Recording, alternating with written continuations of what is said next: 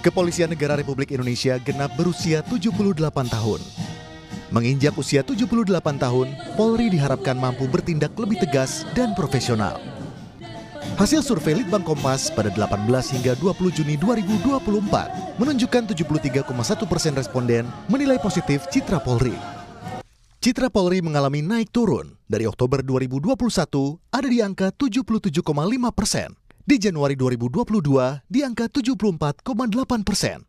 Lalu turun di Juni 2022 di 65,7%. Kemudian di Oktober 2022 turun di 48,5%. Januari 2023 sedikit naik 49,9%. Di Mei 2023 ada di 61,6%. Agustus 2023 ada di 66,8%. Desember 2023 naik di 71,6% dan terakhir di Juni 2024 di angka 73,1%. Dalam survei yang sama, masyarakat juga punya harapan terhadap Polri. 27,4% lebih tegas menegakkan hukum, 19,4% bersikap lebih adil, 17,4% lebih mengayomi, 17,3% lebih berintegritas dan profesional, 10,3% kinerja semakin baik, dan 6% berharap pelayanan lebih cepat. Presiden Joko Widodo mengapresiasi citra Polri yang membaik. Presiden berharap Polri bisa lebih profesional dan tidak tebang pilih dalam menyelesaikan masalah. Polri memiliki peran sentral di masyarakat, selalu bersentuhan dengan kehidupan sehari-hari masyarakat. Polri tidak ada liburnya. Polri ada di mana-mana, tidak ada wilayah yang terlewatkan bagi Polri. Tapi di sisi lain, artinya rakyat juga melihat dari dekat seluruh gerak-gerik dan tindak tanduk Polri. Sehingga ke depan Polri harus semakin lincah, harus semakin adaptif dan memiliki cara pandang strategis. Harus menjadi cooling system dan perekat kebinekaan, harus profesional dan tidak tebang pilih dalam penegakan hukum, serta harus memiliki kemampuan teknis yang lebih unggul dari pelaku kejahatan. Sementara itu, Kapolri Jenderal Listio Sigit Prabowo meminta maaf jika masih ada kekurangan di Polri. Kapolri berjanji membuka ruang kritik dari masyarakat. Kami mengucapkan permohonan maaf apabila dalam pelaksanaan tugas masih banyak terdapat kekurangan, dan kami terus berkomitmen untuk membuka ruang kritik, saran, serta aspirasi dalam rangka evaluasi dan perbaikan organisasi, sehingga dapat terus melakukan setapak perubahan demi mewujudkan Polri yang dicintai sesuai harapan masyarakat. Sebagaimana saat ini masih ada sejumlah kasus yang jadi sorotan publik, yaitu kasus kematian Vina, serta kasus Afif Maulana, anak 13 tahun di Sumatera Barat yang diduga tewas disiksa polisi karena terlibat tawuran. Kepolisian diharapkan mampu menyelesaikan sederet kasus hukum dengan transparan dan adil demi mempertahankan citra positif dan kepercayaan masyarakat. Tim Liputan, Kompas TV.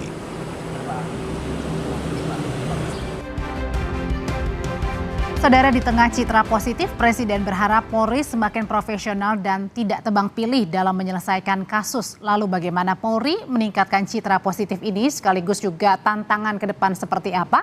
Kita akan berbincang dengan Yusuf Warsim, Komisioner Kompolnas, melalui sambungan telepon, dan juga Rangga Eka Sakti, peneliti Litbang Kompas. Selamat malam Mas Rangga. Pak Yusuf, selamat malam.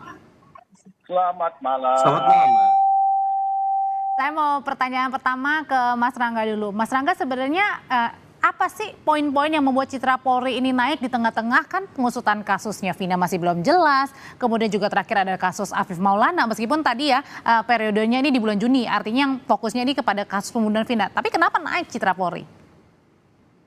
Ya Mbak, jadi memang kalau kita lihat secara longitudinal, secara panjang, itu Polri memang terlihat telah melakukan upaya-upaya perbaikan untuk memperbaiki citra ya. Kalau kita lihat tadi dari titik terendahnya di Oktober 2022 gitu ya, di bawah 50%, waktu itu 48,5%, sampai perlahan-lahan naik sampai di titik 73,1%. Itu titik terendah pada saat kasus Sambo ya? Ya, betul. Nah, itu juga jadi catatan bahwa memang waktu pengukuran ini itu belum muncul kasus-kasus yang menyita eh, perhatian masyarakat seperti kasus kematian Vina, kemudian kasus Afif eh, Maulana? Sukolilo dan Oke. Afif. Itu tiga kasus yang cukup besar ya. Nah, memang kalau kita lihat secara tren itu kasus-kasus high profile ya yang mendapatkan perhatian yang besar dari masyarakat itu cenderung bisa membuat citra ini menjadi turun nih. Nah, makanya ini akan jadi tantangan nih ketika citra polisi itu sudah mulai membaik, sudah mulai kembali ke tren sebelum ada kasus Sambo yang besar sekali waktu itu. Nah, ini polisi harus bisa dengan tadi ya transparan, akuntabel dan profesional dalam menyelesaikan tiga kasus ini. Karena memang aspek-aspek penuntasan kasus hukum, kemudian adanya jaminan soal kepastian hukum ini menjadi salah satu faktor yang akan mempengaruhi citra positif di Oh, masyarakat. jadi kenaikan citra Polri ini dilakukan surveinya sebelum ramai kasus Vina? Iya, Mbak.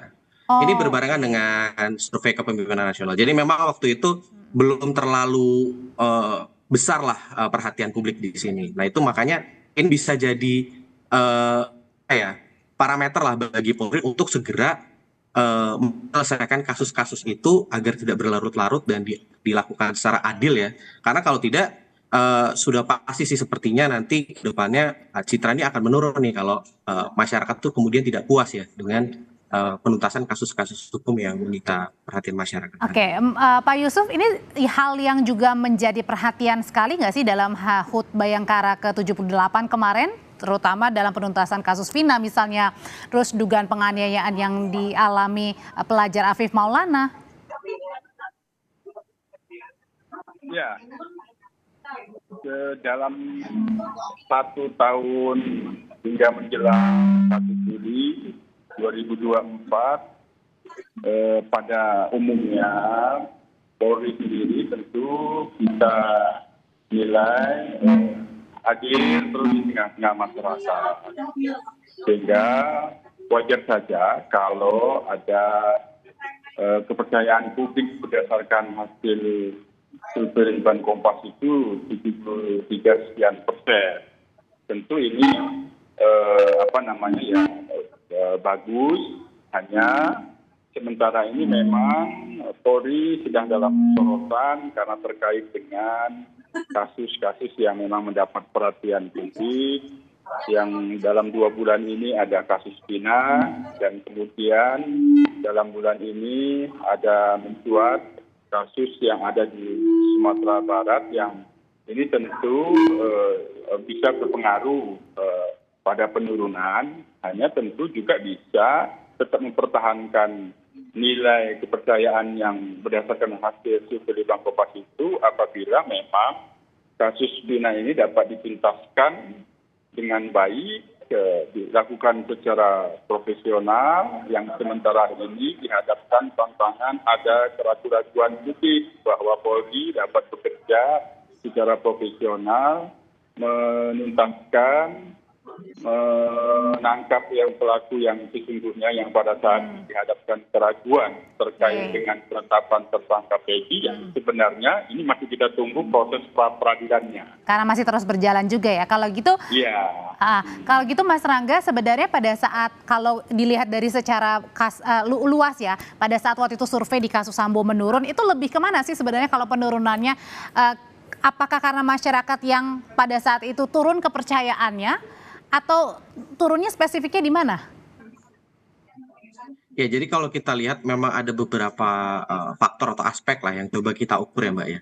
Ada soal kasus-kasus kekerasan yang dilakukan oleh aparat, jadi itu terkait dengan aspek pelanggaran HAM gitu. Kemudian terkait juga dengan penuntasan kasus hukum. Jadi kalau kita melihat Polri ini, itu yang kita lihat itu adalah salah satu yang utama itu kan menjamin munculnya kepastian hukum. Nah, kalau waktu Sambo itu memang faktor yang mendorong ya, yang mendorong kemudian citra Polri itu sangat drop, sangat jatuh itu memang karena si pelaku itu kan pejabat tinggi ya, yang kemudian menjadi mantan tapi melakukan tindakan yang luar biasa ekstrim gitulah kita bisa bilang. Nah itu menjadi cerminan lah. Tapi kemudian memang di luar itu ya, ketika tadi Polri itu bisa menunjukkan profesionalitasnya, bisa menjamin bahwa kepastian hukum itu ada loh. Meskipun misalnya nih tadi ya sang pelaku itu merupakan petinggi Polri gitu, misalnya jenderal gitu ya. Kemudian tetap ditindak sesuai dengan peraturan perundangan yang berlaku. Itu terbukti Mbak bahwa bisa loh kepercayaan publik itu kembali terbangun. Oh, ada Jadi pada ketegasan intinya di adalah situ ya waktu itu oleh Kapolri juga ya? ya betul Mbak. Jadi intinya adalah yang masyarakat harapkan ya dari data yang kita dapat itu muncul adanya kepastian hukum.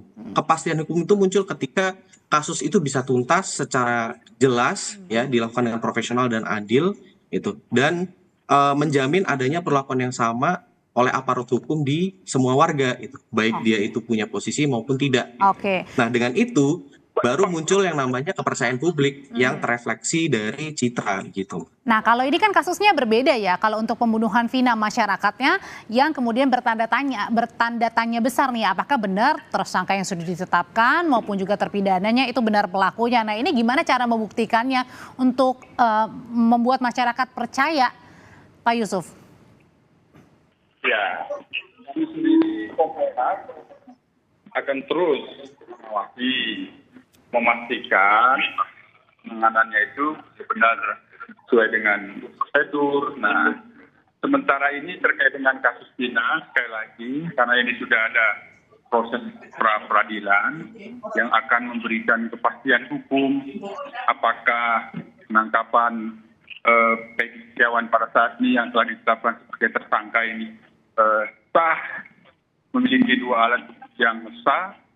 Ini kita tunggu. Nah, kalau memang permohonan pemohon itu diterima, tentu ini harus putusan pengadilan pra-peradilan harus diterima oleh penyidik dan selanjutnya nanti akan dilakukan langkah-langkah selanjutnya. Tapi kalau hakim tunggal pra-peradilan memutuskan menolak, ya tentu kita semua harus menerima putusan itu. Kami terus akan mengawal proses hukum penyidikan hingga pelimpahannya berkas di JP itu lengkap. Itu terus kita kawal. Kan belum tentu juga nanti cukup bukti. Hanya kan yang sekarang diputuskan oleh karena masih pra-peradilan P19 juga ya, berkasnya dikembalikan juga kan ya dari kejaksaan. Ini masih diuji profesionalnya meskipun seandainya permohonan pemohon itu ditolak. Oke, Pak Yusuf terima kasih untuk pandangannya. Mas Rangga juga terima kasih. Sehat selalu semuanya.